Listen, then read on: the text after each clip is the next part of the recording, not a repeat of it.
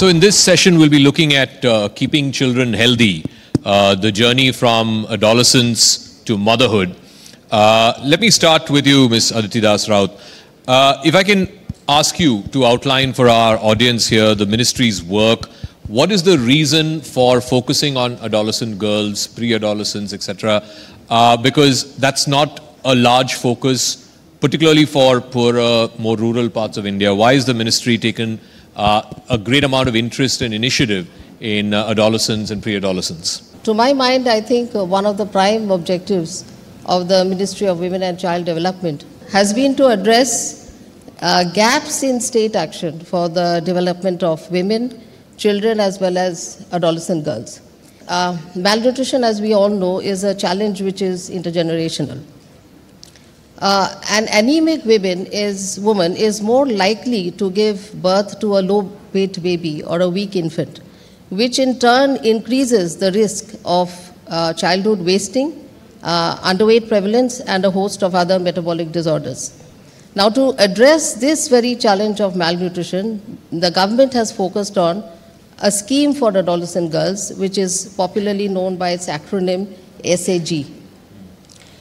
Now, this scheme is presently being implemented across all aspirational districts in the country, as well as in the northeastern regions. And it, for the first time, and this is how it is different from an earlier scheme which was then in operation, for the first time, this scheme is focusing on adolescent girls in the age bracket of 14 to 18 years, because it is precisely this bracket of girls who are outside the ambit of the midday meal program. The SAG program is one of the three important constituents of Poshan 2.0. The other two being the Anganwadi Services Scheme, which covers a network of almost 14 lakh Anganwadi centers across the country, as well as the Poshan Abhiyan, which is an important program for behavior change communication.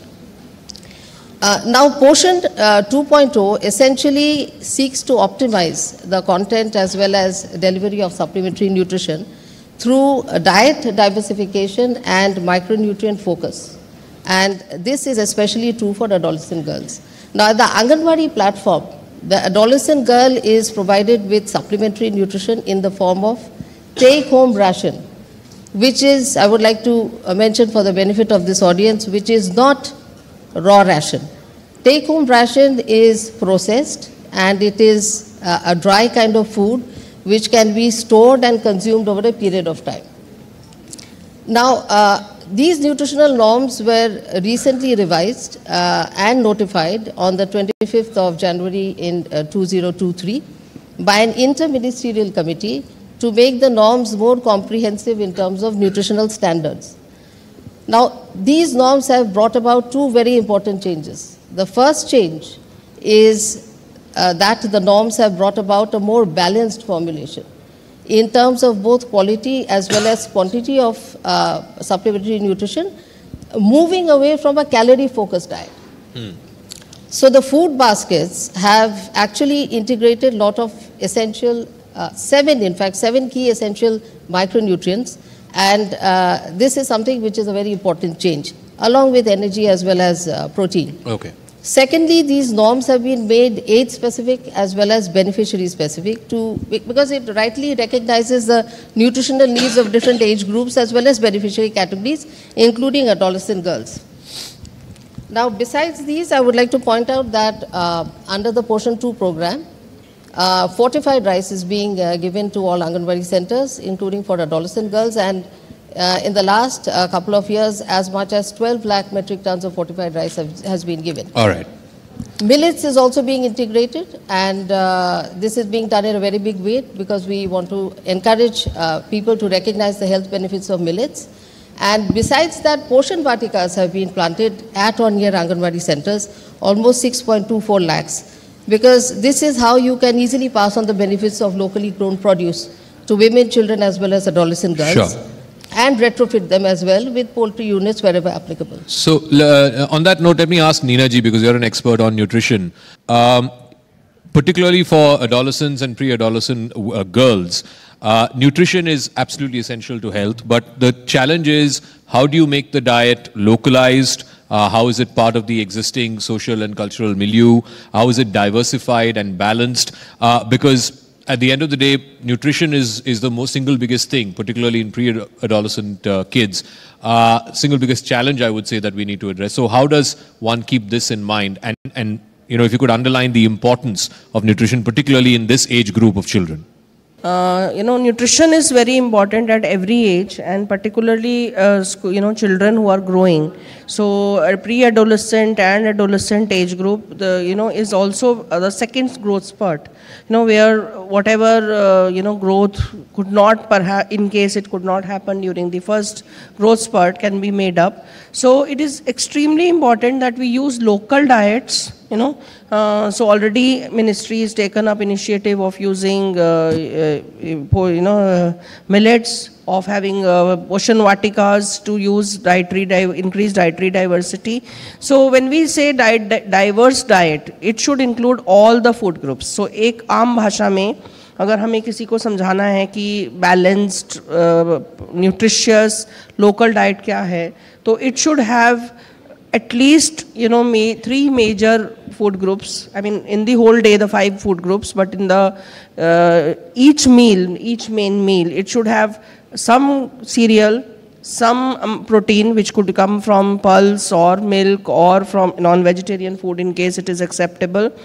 And definitely half of it has to be vegetables and fruits. So NIN, which is a National Institute of Nutrition, also gives us a model of thali, where we say, where we are lacking is, despite producing so many fruits and vegetables, despite being a vegetarian country, we are not consuming enough, vegetables and fruits. They are going waste. So the initiative to have local production, to incorporate these, is very important. So agar hum phal sabzi, koi protein yukt ahar, or of course little amount of fat to cook the food and sugar and all, agar ek local diet based on the local practices, if we can incorporate in the right amounts for the children, it is extremely important. So that's why our midday meal program, which is PM Poshan now, and our school scheme for adolescent girls should incorporate these foods. And we've always been against ultra processed foods, to say. So that is extremely important, but important is also to make sure that they eat enough number of times and in the right quantities, and avoid ultra processed foods. I'll come to ultra processed foods in just a moment, because that is of course a huge problem, particularly in urban areas with middle class and upper middle class kids. But Dr. Sachdeva, as a practicing pediatrician, when you see adolescent girls, pre-adolescent girls and their mothers, the aspect of nutrition perhaps is not something that they give so much importance to. So how do you explain to them, the importance of nutrition at an adolescent stage, what kind of bearing it can have in later stages in life, particularly for young girls? So if you could explain that to our audience. Nutrition is not all about undernutrition, which we evaluate from a body size, which is a very, very poor indicator of how much nutrition we have. So yes, over the years, the knowledge of the adolescents has improved on nutrition, but a lot needs to be done as yet. And what is really important is that the adolescent girls and boys also are the future parents. Yeah. And if a woman does not attain her best physical capacity, she is not likely to deliver a progeny who is going to follow a healthy trajectory throughout the life. We generally ignore the boys, but science has shown that the paternal effect on the chromosomes also occur. So it has to be imbibed in them, and it's not only about diet, it's about the other habits that they pick up in adolescence: smoking, alcohol, tobacco, drugs, or socioeconomic lack of physical activity is another thing. So we have to tailor, and I do try to tailor according to the context of the parent of what needs to be done to get into the optimal state.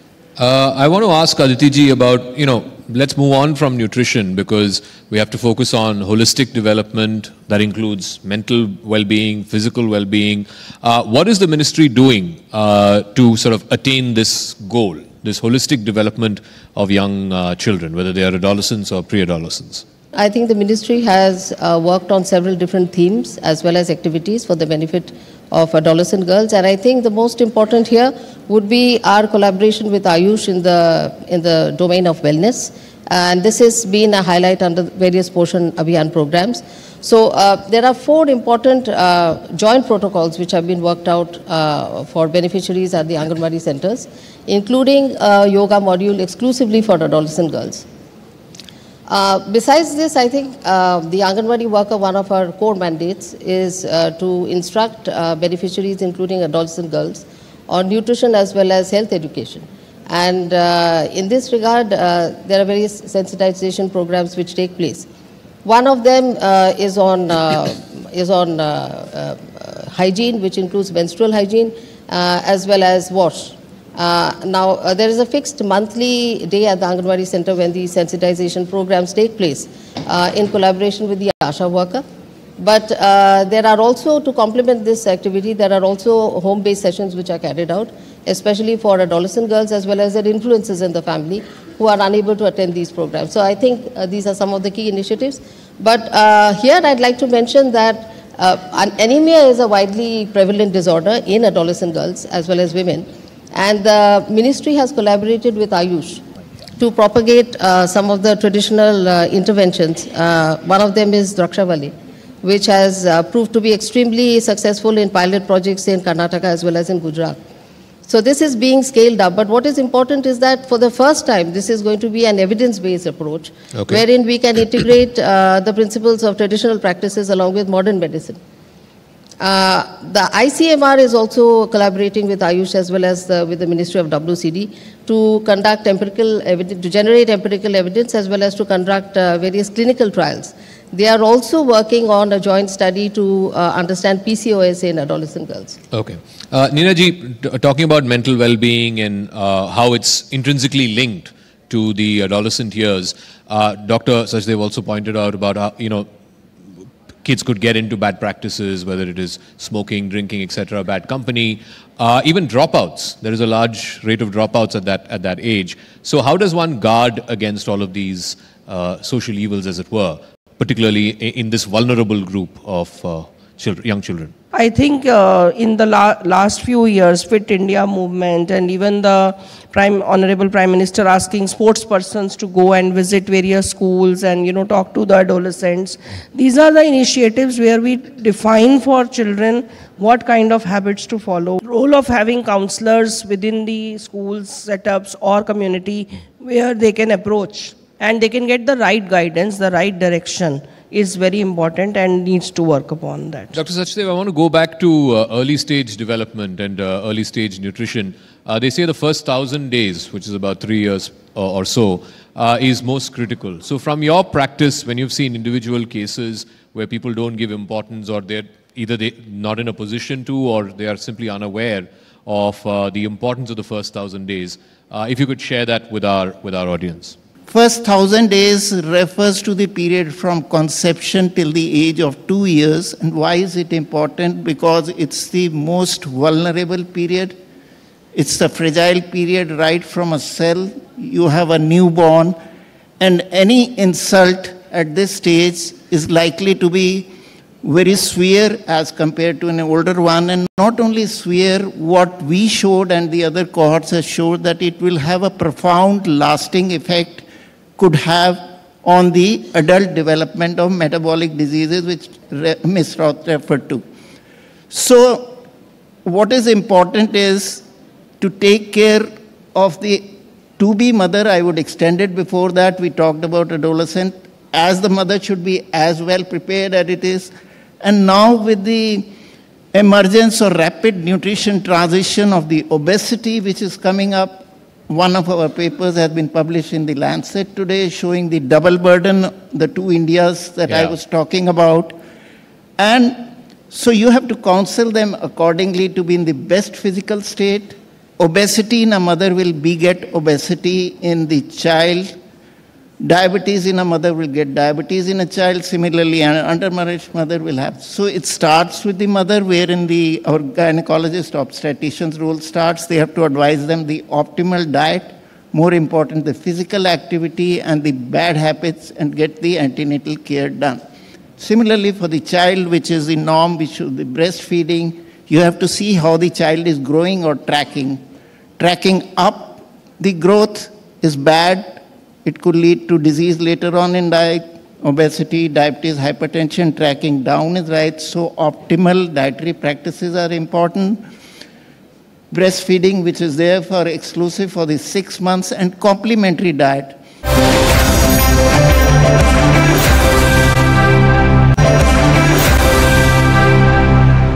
Aditi ji, we were talking about trackers. Now there is the Poshan tracker, there's the National Family Health Survey 5. Can you outline for our audience if there are instances, real-time instances of how malnutrition, stunting, etc. in children, both in rural and urban areas, have come down? So the Poshan tracker today is tracking more than 10 crore beneficiaries, and out of this we have almost 8.8 crore children. So if you see the NFHS survey, that had captured only about 6 lakh households. But the Poshan tracker on a monthly basis since the last 1 year is tracking more than 8 crore children. Now if you see the stunting, wasting prevalence under NFHS 5, it was as high as 19%. As per real-time data tracked on the Poshan tracker, this has come down to only 6.5%, out of which severely acutely malnourished children account for just 2.5%. So these are real numbers from the ground, fed in by the states, by the Anganwadi workers, and this is not a one-time instance. This is something which is happening every month. So I think this is a big achievement, and it's a step in the right direction. So the Poshan tracker is moving in the right direction, and I think Ministry has taken a lot of very positive steps, and this is all a collaborative effort, and I think in the days to come, I think we should have better results. All right. Neena ji, what can parents do to reduce dependence on processed food?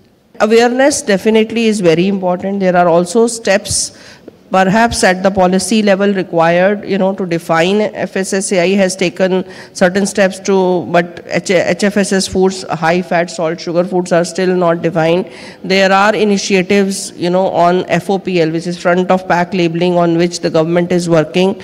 So, where at least very clearly the consumer can see, amount of fat, amount of salt, amount of sugar that they are going to consume. Reading nutrition labels, amongst populations, and particularly again among school children.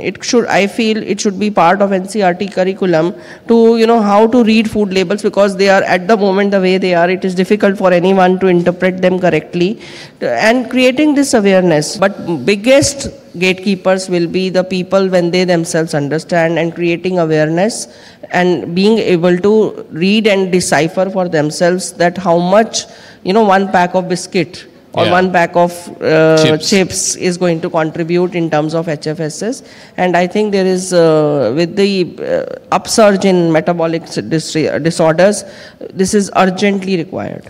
Dr. Sachdev, you did mention about overnutrition, and just to continue with this thought about ultra-processed foods, if you go into a supermarket or if you go into a Kirana store, how do you read a label and particularly look out for high fat, high sugar, high salt products so that they are aware what they are consuming?